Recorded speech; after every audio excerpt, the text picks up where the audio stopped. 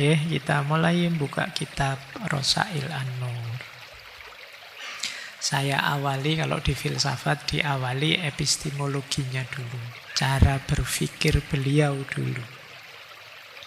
Jadi nur dan nalar itu yang jadi tema ngaji kita malam hari ini. Ini hubungannya dengan cara berpikirnya sebenarnya.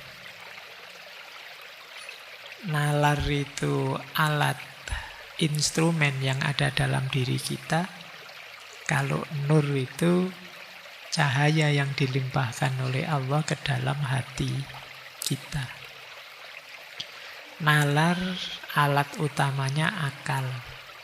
Fungsinya membaca tanda-tanda atau ayat-ayat Allah di alam semesta. Nur itu cahayanya Allah. Dia yang menerangi akal, menerangi hati kita. Nalar perlu nur. Nalar saja tanpa nur, ya berarti pikiran kita sedang gelap. Kalau pikiran kita gelap, tidak bisa membaca keluar dengan jernih. Ya. Nur juga memerlukan nalar, memerlukan akal. Batin kita jernih, tapi kalau kita tidak membaca juga tidak ada gunanya. Kalau diibaratkan orang baca ya, kalau kita baca buku, itu kalau tidak ada nur, tidak ada cahaya, kita tidak bisa baca. Ada cahayanya sehingga bukunya kelihatan, tapi kita tidak mengoperasikan pikiran kita untuk baca, ayo tidak jadi membaca. Jadi dua-duanya penting. Jernihnya hati dan tajamnya pikiran itu dua alat yang harus ada saat kita membaca. Itulah kombinasi antara nur dan nalar. Jernihnya hati itu penting untuk kita membaca secara jelas. Tajamnya nalar itu penting untuk kita membaca dengan tepat. Tanpa ada nur, ya mana bisa kita membaca dengan tepat. Tanpa ada nalar, mana bisa kita membunyikan bacaan. Jadi nur dan nalar itu dua aspek. Nalar bisa mengantarkan pada keimanan. Tapi iman yang sejati memerlukan nur. Banyak orang nalarnya jalan. Paham ini benar, ini salah. Tapi dia tahu ini benar, banyak orang yang tidak mengambil yang benar itu. Enggan menyadarinya, enggan mengambilnya. Kenapa? Belum memperoleh nur. Kita sering menyebutnya belum dapat hidayah.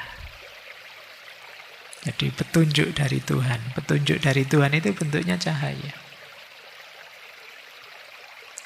Kita paham sih kalau itu baik, tapi kok saya tidak tergerak ke situ ya. Kayak tadi di awal saya bilang saja'ah tadi loh. Tahu itu harus dijalankan, tapi kok saya tidak jalan. Kemungkinan belum dapat nur. Belum dapat tuntunan langsung cahaya dari Allah. Maka nur dan nalar ini kombinasi. Itulah kenapa nanti beliau mengkonsep tasawuf itu ya mengkombinasikan dua ini, tidak boleh salah satu. Banyak sufi yang hanya fokus pada nurnya saja. Sementara banyak ilmuwan fokus pada nalar saja. Padahal dua-duanya penting, ya nur ya nalar. Kadang-kadang ada orang pinter sekali, tapi tidak mencerahkan. Kerjaannya bikin masalah terus, bikin ruwet terus. Kalau dia ngomong terus muncul problem nasional. Begitu dia mengucapkan sesuatu, galau se-Indonesia, bingung se-Indonesia. Ini pinter orang ini, pikiran-pikirannya luar biasa, tapi tidak mencerahkan. Mungkin kalau pakai formula ini ya, nalarnya canggih, tapi nurnya kurang. Kebalikannya juga begitu. Ada orang fokus kebaikan saja, fokus kecerahan saja, tapi nalarnya tidak jalan. Akhirnya nanti muncul seperti tulisannya Imam Ghazali, orang-orang yang tertipu. Jadi, kenapa? Karena dia tidak membaca, bacaannya tidak tepat. Ini nanti diantara yang dikritik oleh Syekh Nursium, banyak antara lain konsep-konsep tasawuf yang menyesatkan. Secara nur luar biasa, tapi tidak masuk akal, tidak nyambung dengan syariat, kemanfaatannya malah membingungkan dan lain sebagainya. Itulah pentingnya kombinasi nur dan nalar. Kita lanjutkan. Apa bahayanya kalau nalar tanpa nur? Pikiran saja tanpa cahaya. Secara umum efeknya dua, skeptisisme dan materialisme.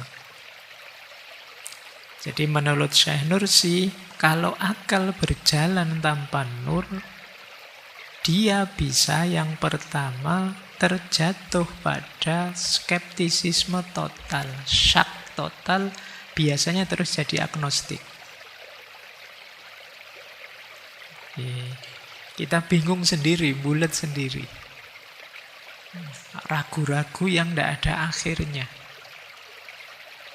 Ini karena mengandalkan nalar saja, padahal nalar kita itu terbatas. Meskipun sudah dibatasi oleh René Descartes dulu ya. Paling tidak ada satu hal yang tidak meragukan, yaitu saya yang sedang bingung. Kan begitu. Segalanya saya ragukan. Tapi segala sesuatu memang meragukan, tapi setidaknya ada satu yang pasti, kan saya yang sedang ragu-ragu. Saya yang sedang ragu-ragu ini loh yang pasti. Nah, ragu-ragu itu kan sedang berpikir, berarti kan mana benar, mana salah. Dari situ terus kan dia bilang, berarti aku ini memang ada. Buktinya apa? Ada yang berpikir. Jadi, apa benar kamu berpikir? Lo tadi kan meragu-ragukan sesuatu. Jadi berarti adaku itu pasti sudah tidak bisa diragukan lagi. Buktinya, ada buktinya yang berpikir tadi. Nah, cuma seperti Imam Ghazali fase awal itu, isinya apa saja diskeptiskan.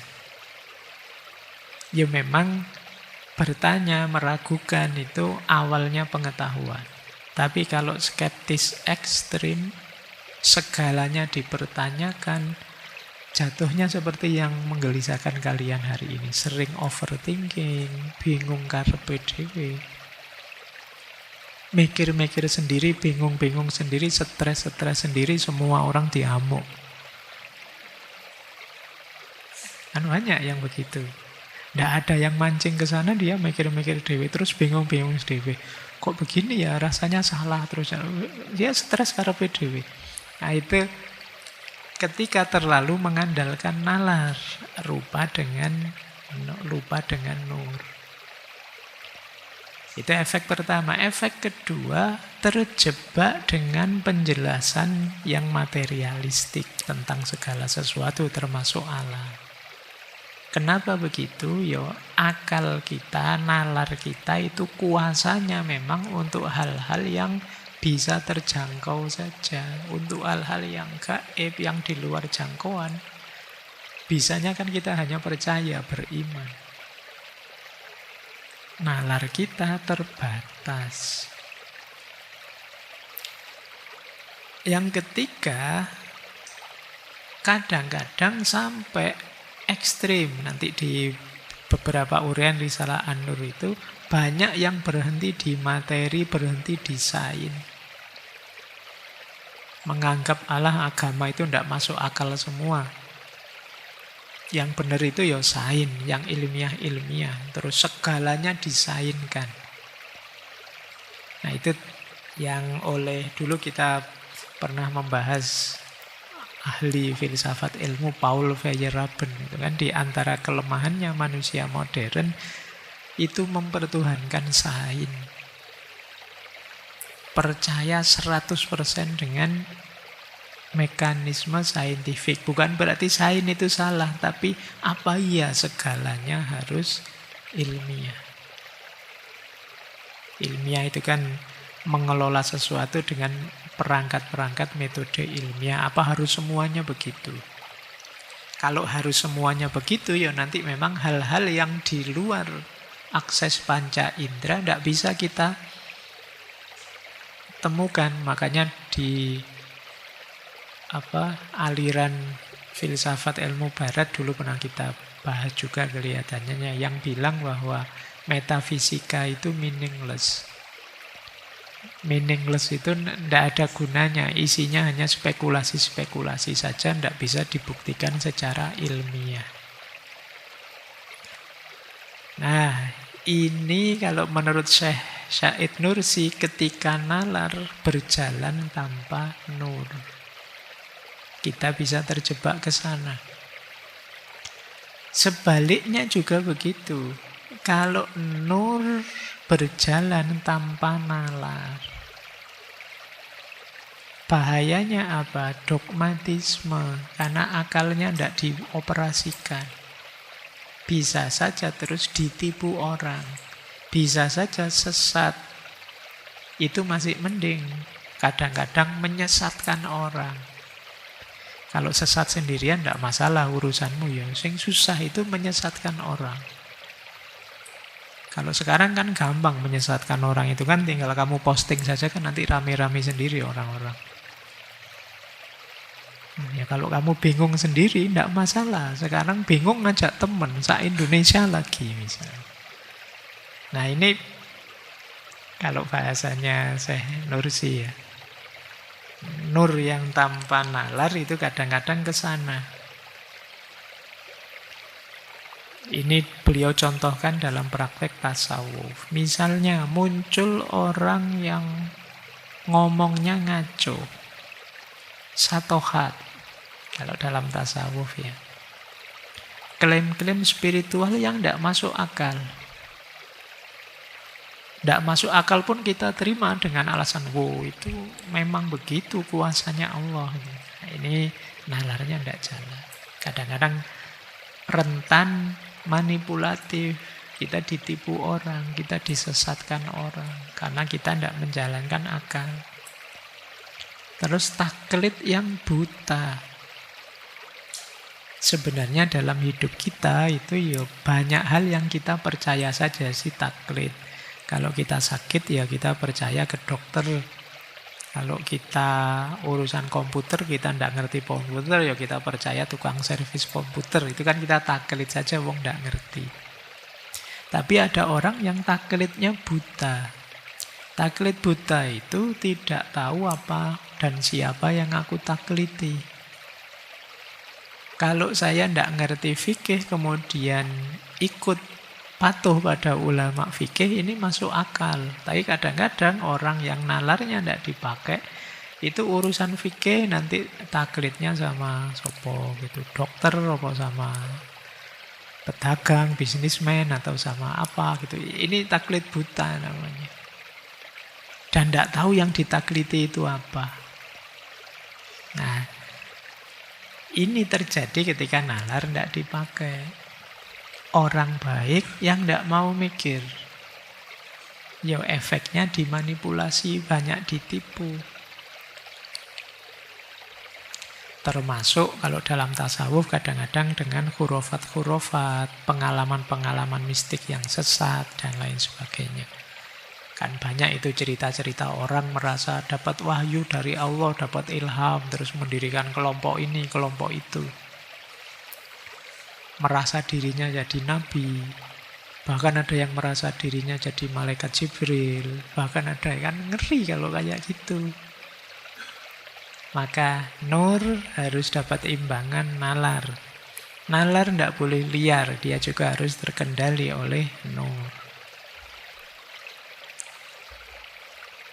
Maka yang ideal menurut Syekh Nursi, pastikan 3 daya ini hidup dalam diri kita.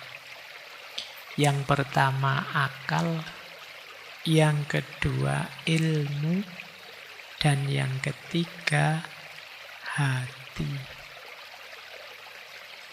Hati itu untuk menampung nur tadi dari Tuhan ya.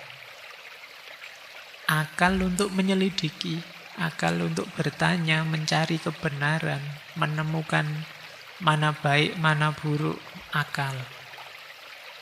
Yang kedua, ilmu. Ilmu untuk menguatkan, itu pentingnya kita belajar. Sehingga ngerti konsepnya, ngerti dasarnya, ngerti teorinya. Kemudian nur. Nur ini untuk memandu, mengorientasikan. Jangan sampai sudah dapat ilmu dipakai yang negatif. Jangan sampai hal yang baik kita jalankan dengan buruk. Kita peroleh dengan buruk. Ini yang memandu nuntun nur. Akal mencari, tapi mencari juga harus beradab, harus berakhlak. Tidak boleh menyakiti orang, tidak boleh menyusahkan orang. Ini yang bisa mandu, ini nur. Jadi akal, ilmu, dan nur. Makanya kalau di UIN Jogja itu terkenal sekali ada triadik. Ini dulu rumusannya Prof. Amin Abdullah. Hadaratul nas, hadaratul ilm, hadaratul falsafah. Jadi bagaimana dalam diri seorang ilmuwan itu 3 komponen ini hidup. Komitmen pada agama, komitmen pada ilmu, dan komitmen pada falsafah. Falsafah itu berhubungan dengan kritisisme, berhubungan dengan realitas, berhubungan dengan nilai, dan lain sebagainya. Itu gunanya filsafat di situ. Ilmu saja tanpa ada filsafat, maka fungsi kritis dan fungsi pengembangannya macet. Kalau berhenti di ilmu, berhenti di teori. Sementara teori itu dirumuskan berdasarkan ruang dan waktu tertentu pada fenomena tertentu. Yang bisa saja ketika realitas berubah, perlu ada perubahan baru. Yang bisa mengkritisi siapa? Filsafat. Itu bedanya nanti sosiologi dan filsafat sosial misalnya. Kayak zaman dulu waktu saya sekolah itu ada pelajaran bedanya masyarakat desa dan masyarakat kota. Itu sosiologi zaman dulu. Kalau masyarakat desa itu cenderung rukun, gotong royong. Pertimbangannya pengabdian bukan ekonomi. Kalau orang kota itu individualis, nggak bisa kerjasama. Inginnya nyaman sendiri, egois dan lain sebagainya. Teori zaman dulu begitu. Itu kalau kita pegangi ini, ya tidak berubah-berubah begitu. Padahal kan zaman sekarang mungkin tidak begitu lagi. Katanya siapa yang pertimbangan ekonomi itu hanya orang kota saja. Sekarang di desa juga mulai sadar ekonomi. Mulai banyak yang egois, khususnya sejak ada medsos dan lain sebagainya. Loh, itu kan teorinya harus diubah. Nah, yang bisa mengkritisi, merintis jalan untuk melahirkan teori baru, filsafat. Ini yang seperti ini dulu pernah kita bahas ya. Nanti boleh dicari ngaji filsafat yang tokohnya namanya Thomas Kuhn. Baik, jadi teman-teman ayo dimaksimalkan 3 aspek ini. Cahaya akal, cahaya ilmu, dan cahaya hati. 3-tiganya penting. Seperti tadi loh, kalau cahaya hati tanpa cahaya akal, ya hasilnya bisa dogmatis, bisa sesat tapi tidak sadar. Cahaya akal tanpa cahaya hati bisa saja kebenaran dimanipulasi untuk kepentingan-kepentingan negatif.